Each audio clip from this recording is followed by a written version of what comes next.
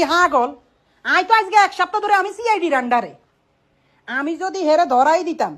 তাহলে তাই প্রথম ধরিয়ে আমি যে 1 সপ্তাহ ধরে আর সিআইডি আটকে রাখছে সিআইডির আন্ডারে সিআইডি আর চোখে চোখে রাখছে তো তো হেকতে ধরা খাইছে তো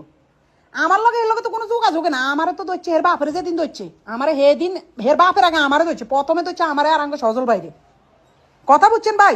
মানে এসব মিথ্যাচার কেন যে চালায় আল্লাহর গজব পড়বে এখন তার উপরে মানে নিউজ এত খারাপ ভাই আর কাছে না জিগে না হুঙ্গা হেগুন তো নিউজ করি এলা নিজে নিজে কি আল্লাহর গজিবকে দেশে বসবাস করি আল্লাহর গজব পড়বে এখন তার উপরে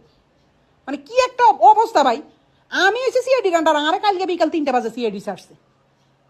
আরে কালকে বিকাল 3টা বাজে আসছে